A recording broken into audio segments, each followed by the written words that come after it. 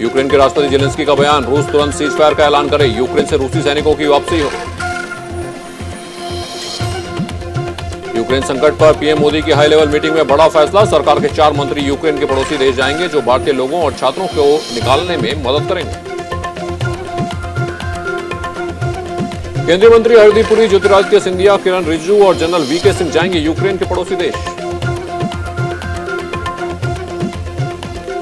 Ukraine में फंसे भारतीय मेडिकल छात्रों के साथ मारपीट, कांग्रेस नेता राहुल गांधी ने शेयर किया वीडियो, कहा हम अपने नागरिकों को ऐसे नहीं छोड़ सकते।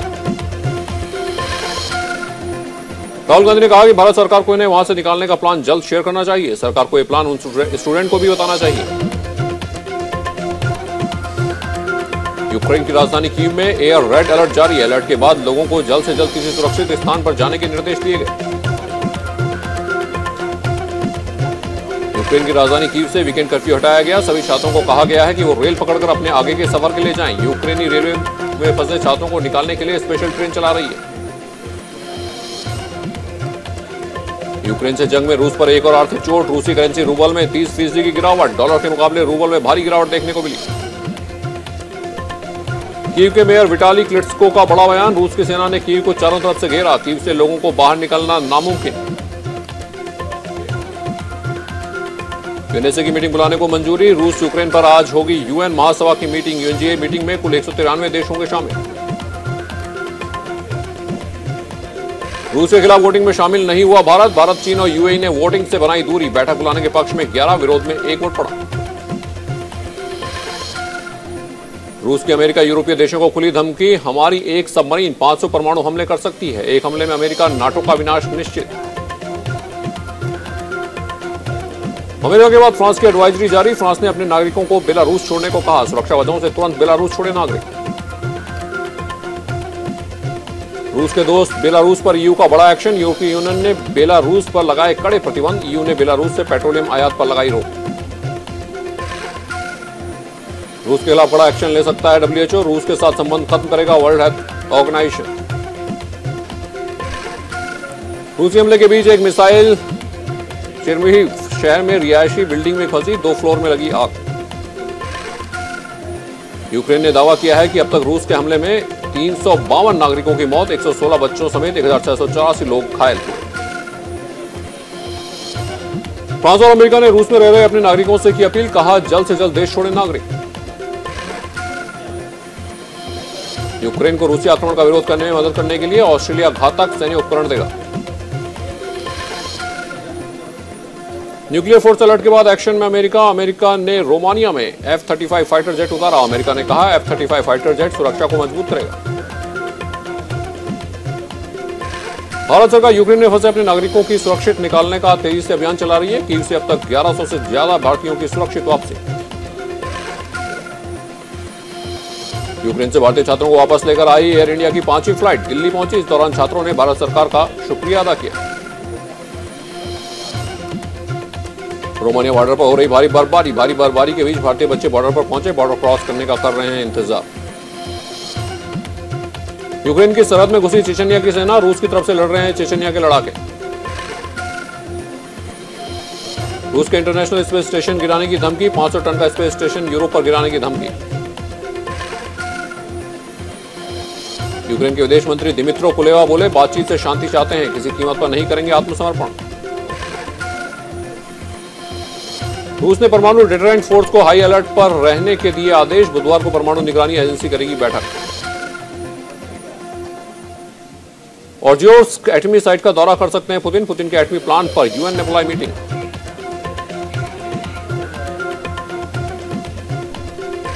पुतिन का नाटो देशों पर आरोप, कहा उकसाने वाली कर रहे हैं बयानबाजी।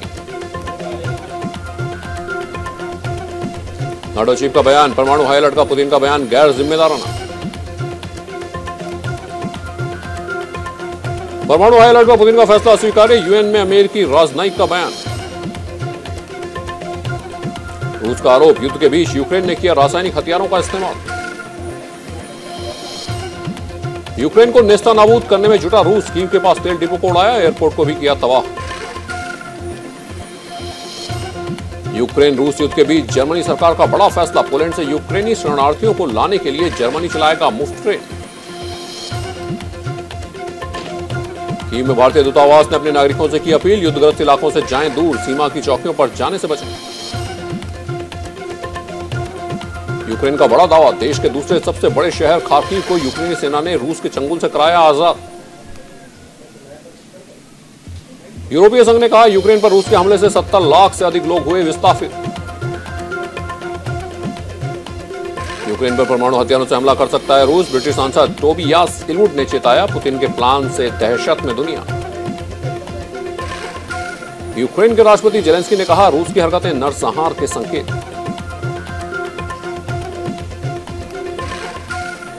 बेल्जियम ने यूक्रेन को दिए 3000 मशीन गन और 200 anti tank grenade launcher. Ukraine के राष्ट्रपति जेलेंस्की ने बेल्जियम के प्रधानमंत्री अलेक्जेंडर डी क्रूक को कहा धन्यवाद।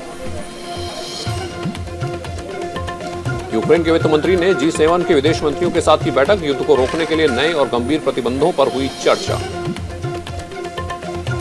यूएन का दावा, रूस के हमले के बाद से अब तक 3.68 लाख से अधिक लोग यूक्रेन से भागे। यूरोपियन संघ ने अपने क्षेत्र से रूसी प्लेन के टेक ऑफ और लैंडिंग पर लगाई रोक, रूस अब इसके फ्लाइंग जोन का भी इस्तेमाल नहीं कर पाएगा। यूक्रेन रूस के बीच चल रहे युद्ध पर डेनमार्क के पीएम मेटे फ्रेडरिक्सन ने कहा, डेनमार्क स्वयंसेवकों को यूक्रेन में विदेशी ब्रिगेड में शामिल होने देगा। इटली ने यूरोपीय संघ से रूस को खड़ा जवाब देने का किया आग्रह, कहा अत्यंत दृढ़ संकल्प के साथ दें प्रतिक्रिया। रूसी विमानों के लिए फिनलैंड भी बंद करेगा हवाई क्षेत्र, डेनमार्क और आयरलैंड के बाद बेल्जियम ने भी रूस के लिए हवाई क्षेत्र बंद किए। IAEA की अपील, परमाणु संयंत्रों के लिए खतरा पैदा करने वाले कदमों से बचे रूस। कीव में न्यूक्लियर प्लांट के रेडियो एक्टिव वेस्ट पर गिरी रूस की मिसाइल से अब तक कोई नुकसान नहीं, IAEA के डीजी राफेल मारियानो ग्रोसी ने दी जानकारी। यूक्रेन पर रूस के हमले के विरोध में बर्लिन में प्रदर्शन, 1 लाख लोगों ने लगाए पुतिन जाओ इलाज कराओ के नारे।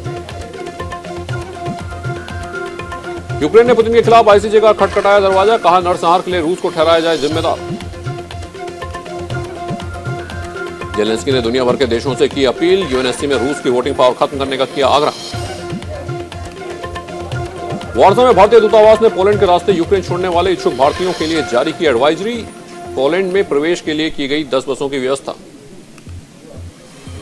वित्त मंत्री निर्मला सीतारमण ने प्रेस कॉन्फ्रेंस कर यूक्रेन से व्यापार संबंध पर पड़ने वाले असर पर जताई चिंता। उन्होंने कहा, हम इस बात को लेकर चिंतित हैं कि वहां से भारत में क्या आता है।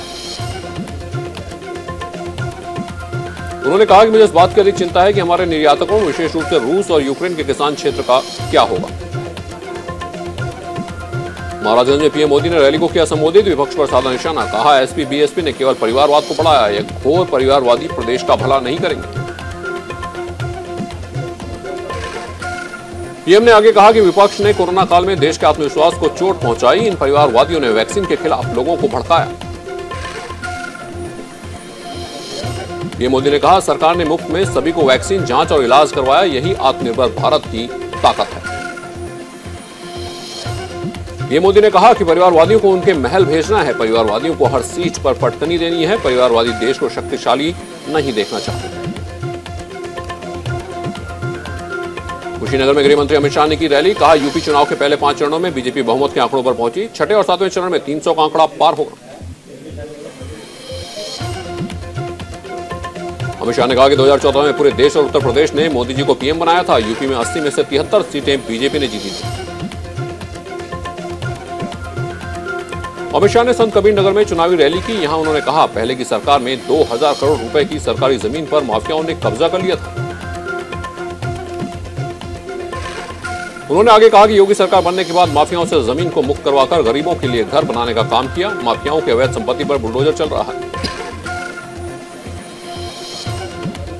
जौनपुर के मछली शहर में जेपी नड्डा ने की चुनावी रैली, कहा 2014 में 18,000 गांव में बिजली नहीं थी और अब 18,000 गांव में 24 घंटे बिजली है। देवरिया में विपक्ष पर कर्जे सीएम योगी, कहा एसपी बीएसपी नेताओं ने कराया विदेश का टिकट, 5 चरणों में बीजेपी को मिला बहुमत, 6वें और 7वें चरण में बीजेपी का आंकड़ा 300 के पार हो जाएगा। सीएम योगी ने कहा, बीजेपी सरकार ने फ्री वैक्सीन दी, समाजवादी पार्टी की सरकार होती तो वैक्सीन ब्लैक हो जाती, समाजवादी पार्टी ने आतंकवादियों के केस वापस लिए। सीएम योगी ने कहा, एसपी ने दंगाइयों, माफियाओं को टिकट दिया, बीएसपी की सूची देखकर लगता है कि वो मुस्लिम लीग की पार्टी है, समाजवादी पार्टी अराजकता के लिए जानी जाती है। मुख्यमंत्री ने कहा कि एसपी की सरकार में 5 साल में दंगे हुए, हमारी सरकार में एक भी दंगा नहीं हुआ। अब दंगाई गले में पोस्टर लगाकर सरेंडर कर रहे हैं।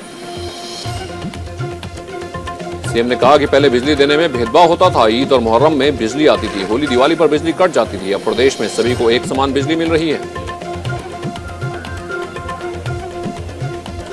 अंबेडकर नगर में अखिलेश यादव ने रैली को किया संबोधित। कहा कि नेता सिर्फ झूठ बोलने में लगे हुए हैं। रेलगाड़ियां पानी का जहाज बेच दिया, जब सब बिक जाएगा तो रोजगार खत्म हो जाएगा। अखिलेश ने कहा सरकार ने बच्चों की पढ़ाई चौपट कर दी। सरकार बनने पर 11 लाख खाली पदों को भरने का काम करेंगे, शिक्षा मित्रों की मदद करेंगे।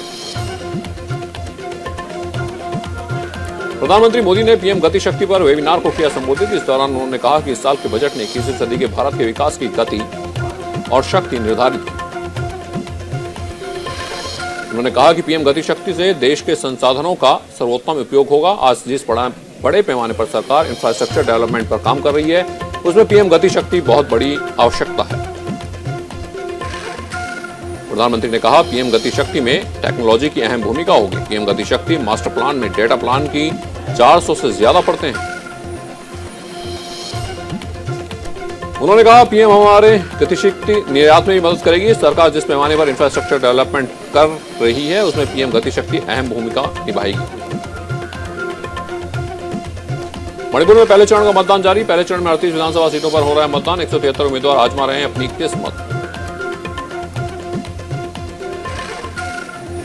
मणिपुर के राज्यपाल ला गणेशन ने इंफाल में किया मतदान। उन्होंने कहा मैं लोगों से अपील करता हूं कि अपने मताधिकार का प्रयोग करें। हमारे देश में लोकतंत्र है। मणिपुर के सीएम एन वीरेन सिंह ने इंफाल में किया मतदान। वोट डालने के बाद उन्होंने कहा मुझे उम्मीद है कि मेरे निर्वाचन क्षेत्र के 75% लोग बीजेपी को वोट देंगे।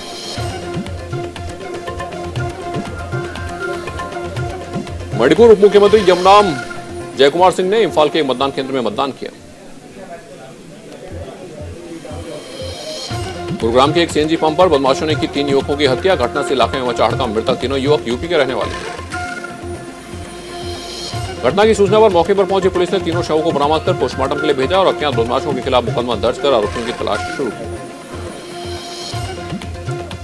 बीते 24 घंटों में देश में कोरोना के 8,013 नए मामले आए हैं। इस दौरान 119 लोगों की मौत, साथ ही 16,765 मरीज ठीक हुए। देश में एक्टिव मामलों की संख्या 1,02,601 है। देश में अब तक 5,13,843 मरीजों की मौत। Daily positivity rate 1.11%। दिल्ली में पिछले 24 घंटे में कोरोना के 448 नए मामले आए। 3 मरीजों की मौत। राज्य में एक्टिव मामलों की संख्या 2,000 हुई। हरिद्वार में कई सामाजिक संगठनों ने यूक्रेन पर हमले का किया विरोध। इस दौरान जुलूस भी निकाला गया और रूस के हमले की निंदा भी की गई। देहरादून के आरटीओ सुनील शर्मा का बयान। दूसरे राज्य का वाहन 1 साल से ज्यादा उत्तराखंड में नहीं चल सकेगा। वाहन को ट्रांसफर करवाना जरूरी। हरिद्वार में बीते दिनों में जंगल में संदिग्ध परिस्थितियों में मिले मतदान अधिकारी के शव की परिजनों ने जताई हत्या की आशंका। पुलिस ने मामला दर्ज कर मामले की जांच शुरू की। हरिद्वार में पुलिस को मिली कामयाबी। पुलिस ने 200 बैंक खातों से करोड़ों रुपए की ऑनलाइन ठगी कर चुके 2 शातिर अपराधियों को गिरफ्तार किया। तलौजी के बाजार में लगी आग। आग की चपेट में आने से 5 से ज्यादा दुकान जलकर खाक। मौके पर पहुंची फायर ब्रिगेड ने आग पर काबू पाया। यूक्रेन में फंसे भारतीयों को वापस लाने पर हो रहा है 7 से 8 लाख रुपए प्रति घंटे का खर्च। रूस से युद्ध के बीच सरकार का ऑपरेशन जारी। भारत इमरजेंसी ऑयल स्टॉक का कर सकता है इस्तेमाल। रूस यूक्रेन युद्ध के बीच तेल कीमतों को घटाने के लिए हो सकता है फैसला। अब सेवा में दिक्कत होने पर मोबाइल फोन यूजर्स कर सकते हैं कंज्यूमर फोरम में शिकायत। सुप्रीम कोर्ट ने किया अहम फैसला। आईटी मंत्री अश्विनी वैष्णव ने दिया बयान। मानसून सत्र तक संसद से पास हो सकता है डेटा प्रोटेक्शन बिल। ड्राफ्ट को निरस्त करने की कोई योजना नहीं। आईपीएल 2022 से पहले सीएसके का बड़ा ऐलान। युवाओं के लिए शुरू की एकेडमी। चेन्नई के दिग्गज देंगे क्रिकेट का ज्ञान। पैरा विश्व चैंपियनशिप में तीरंदाज पूजा जातिया ने रजत पदक जीतकर रचा इतिहास। ऐसा करने वाली बनी पहली भारतीय। शराब के नशे में गाड़ी से टक्कर मारने का आरोप में क्रिकेटर विनोद कामनी को पुलिस ने किया गिरफ्तार। बाद में बेल पर छोड़ा। अंतर्राष्ट्रीय जूडो फेडरेशन ने पुतिन को मानद अध्यक्ष के पद से हटाया। यूक्रेन पर हमले के बाद हुई कार्रवाई। यूक्रेन रूस में जारी भीषण संग्राम के बीच फुटबॉल एसोसिएशन का बड़ा फैसला, रूस के खिलाफ सभी अंतर्राष्ट्रीय फुटबॉल मैचों का करेगा बहिष्कार। शूटिंग के दौरान घायल हुई एक्ट्रेस रूबीना दिलैक, फैंस कर रहे हैं जल्द ठीक होने की उम्मीद। कोरोना संक्रमित हुई श्रुति हसन, पोस्ट साझा कर दी जानकारी, कहा सावधानियां बरतने के बाद भी कोरोना की चपेट में आ गई। सीरियल बाल शिव के सिद्धार्थ अरोड़ा ने की जरूरतमंद लोगों की मदद, सड़कों पर घूम घूम कर कंबल बांटते हुए आए नजर।